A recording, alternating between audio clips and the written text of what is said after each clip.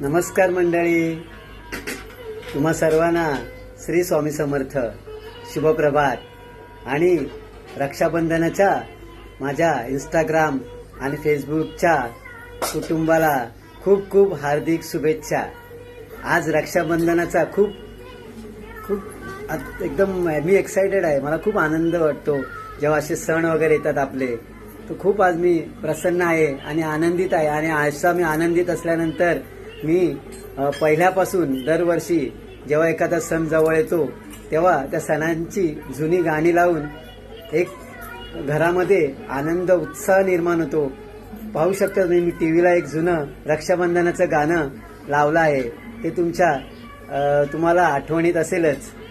पहा, धर्मेंद्रचा चित्रपट आहे रेशम की डोर, त्याच्यामधलं गाणं आहे, आठवलं? पाहिलं ना? तर असंच काहीसा मी आनंद घरामध्ये साजरा करतो।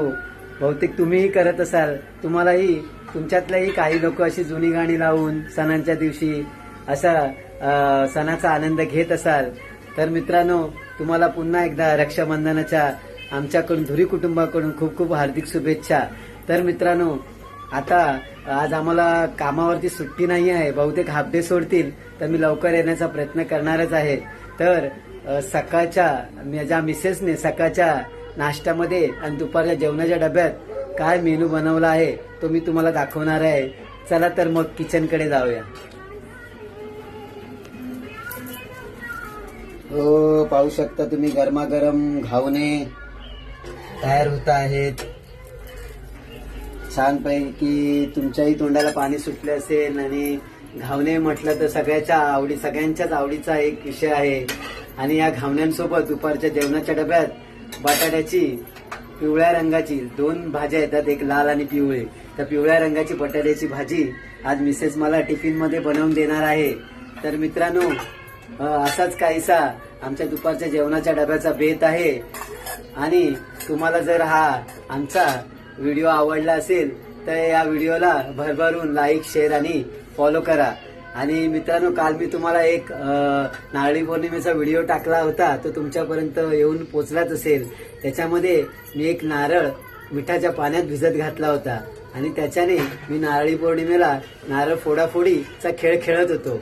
तर तो नारळ पहा अजूनही माझ्याकडे आहे, जसा तसा, याला काहीही झालेलं नाही, फुटला नाही, पण दुसऱ्याचा समोरच्याचा नारळ फुटला आहे। आज आमच्या इथे काही ठिकाणी पुन्हा एकदा नारळ फोडाफोडीचा कार्यक्रम होणार आहे काही ठिकाणी, तर मी या नारळाचा उपयोग तिथे करणार आहे। तर तो व्हिडिओ तुम्हाला मी नक्कीच पाठवीन।